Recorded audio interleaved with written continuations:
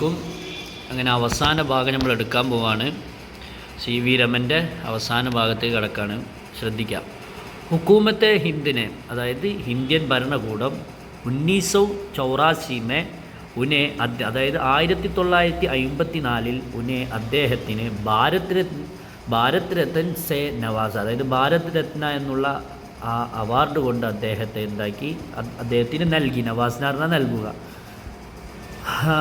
അങ്ങനെ ഇസീലിയെ ഇപ്രകാരം തന്നെ ഇക്കാരണം കൊണ്ട് തന്നെ എല്ലാ വർഷവും 38 ഫെബ്രുവരിക്കോ, അതായത് ഫെബ്രുവരി 28-ന് നമ്മൾ സയൻസ് ഡേ മനാത്തേ ഹെ, അതായത് ശാസ്ത്ര ദിനം എന്ന് പറഞ്ഞിട്ട്, അതായത് സയൻസ് ഡേ എന്ന് പറഞ്ഞിട്ട് മനാത്തേ ഹെ, ആഘോഷിക്കുന്നു. ക്യൂക്കെ എന്തുകൊണ്ടെന്നാൽ ഈ ദിവസം രമൻ കി കാമിയാബി കെ സാത്ത്, അതായത് രമൻ്റെ വിജയത്തോടു കൂടെ തന്നെ സയൻസ് കി ദുനിയാമേ, അതായത് ശാസ്ത്ര ലോകത്തിൽ ഹിന്ദു ഔർ ഹിന്ദുസ്ഥാൻ കെ, ഇന്ത്യയിലെയും, അതായത് ഇന്ത്യയിലെയും പിന്നെ ഇന്ത്യയിലെ സയൻസ്ദാനോ കി ബി, സയൻസ്ദാൻ എന്ന് പറഞ്ഞാൽ ശാസ്ത്രജ്ഞന്മാരുടെയും കാമിയാബി കാ ദിൻ ഹെ, വിജയത്തിൻ്റെ ദിവസമാണ്.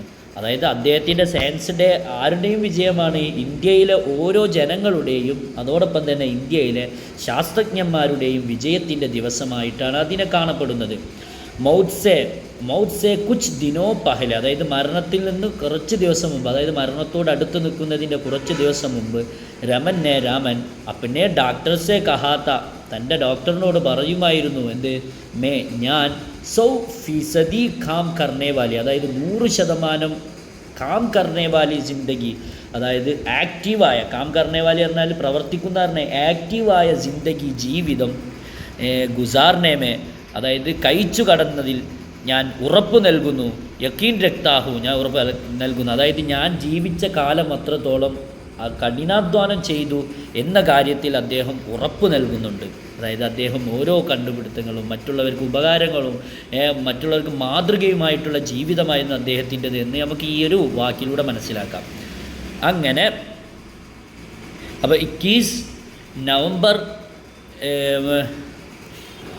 1970 അതായത് 1970 അതായത് ഭാരതത്തിൻ്റെ അസീം സപ്പൂത്ത്, അതായത് ഈ മഹത്തായ സൽപുത്രൻ, സപ്പൂത്ത് എന്ന് പറഞ്ഞാൽ സൽപുത്രൻ, നല്ല പുത്രൻ, ഹംസെ നമ്മളിൽ നിന്നും റുഖ്സത്ത് ഹോഗയ, വിട പറഞ്ഞു. റുഖ്സത്ത് ഹോന പറഞ്ഞാൽ വിട പറയുക.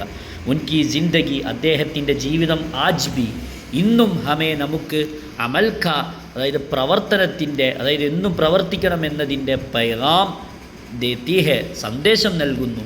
ശരിയാണല്ലോ, അദ്ദേഹം നിരന്തരം പ്രവർത്തിച്ചുകൊണ്ട് തന്നെയാണ് അദ്ദേഹത്തിൻ്റെ ജീവിതം കടന്നു കഴിഞ്ഞത് എന്ന് നമുക്ക് ഇതിലൂടെ മനസ്സിലാക്കാം, ഈ ഒരു ചെറിയ കുറിപ്പിലൂടെ. അപ്പോൾ എല്ലാവരും ശരിക്കും പോലെ ശ്രദ്ധിച്ച് ക്ലാസ് മനസ്സിലാക്കുക. അസ്സലാമു അലൈക്കും.